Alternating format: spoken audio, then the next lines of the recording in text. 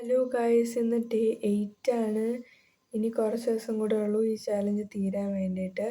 So ഇന്ന് ഞാൻ വന്നേക്കുന്നത് ബയോമോളിക്യൂൾസ് ഇല്ലേ, നമ്മുടെ സുവോളജിയുടെ ചാപ്റ്റർ കുറച്ചെങ്കിലും പഠിച്ചു വെക്കാൻ. അതായത് എല്ലാവർക്കും ഒരു പേടി സ്വപ്നമായ ഒരു ചാപ്റ്ററാണത്. എല്ലാവർക്കും ആയിരിക്കത്തില്ല, എനിക്ക് എന്തായാലും അതൊരു ആവശ്യമില്ലാത്തൊരു ചാപ്റ്റർ പോലെയാണ് തോന്നിയത്. എനിക്ക് അത്ര മനസ്സിലൊന്നും ആയില്ല. സോ അതിന്ന് ക്ലാസ് കണ്ടുകൊണ്ട് പഠിക്കാനാണ് പോകുന്നത്. ഇപ്പോൾ സമയം കണ്ടാൽ ഞെട്ടും ഗൈസ്. ഇപ്പോൾ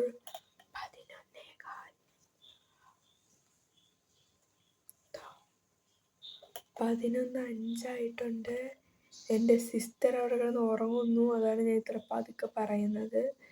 സോ ഇന്ന് കുറച്ച് നോട്ട്സ് എഴുതാനുണ്ടായിരുന്നു. അതാണ് 11:15. ക്ലാസ് കുറച്ചേ കാണുള്ളൂ, കുറച്ചേ പഠിക്കുള്ളൂ. സോ നമുക്ക് അത് മാക്സിമം എത്ര പോകുമെന്ന് നോക്കാം. Bye guys. So guys, ATR miss പറയുന്നു ഈ ചാപ്റ്റർ എളുപ്പമാണ്, സിമ്പിളാണെന്നൊക്കെ. പക്ഷെ എനിക്കത് തോന്നിയില്ല.